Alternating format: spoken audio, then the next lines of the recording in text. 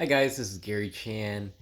Someone had asked me a question a while back ago, and they said I had acquired or they had um, inherited a property from their parents, and their parents had bought the property decades ago for $150,000, and the property appreciated into what was worth about $1 million over about 20 years and passed away.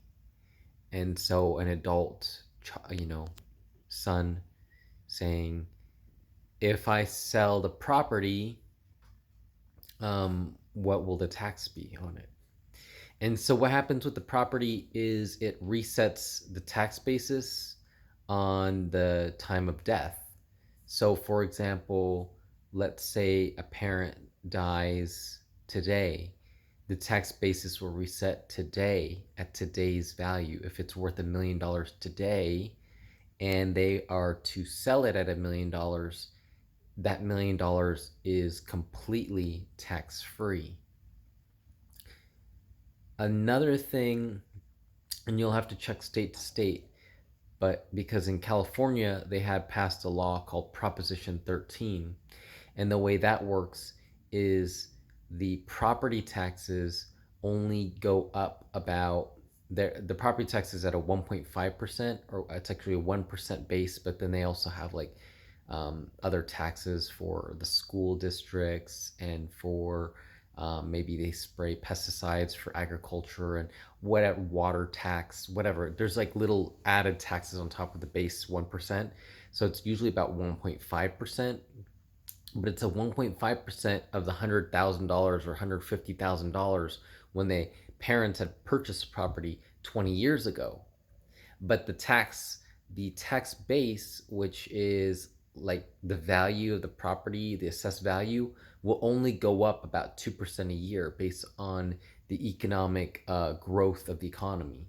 So even though it was purchased 20 years ago and the value goes up 2% a year, let's say over 20 years, two simple interest, 2% times 20 years is 40%. So 40% of $100,000 home would now be taxed at $140,000, even though the house is now worth $1 million. So the adult children that inherit the property, will be taxed at, let's say, 1.5% of the $140,000. This then encourages the adult children to keep the property so that they don't have that tax base reset. Because if they sell the $1 million house and then they go buy another $1 million house, now they've got to pay 1.5% on the $1 million house. And this again is in California.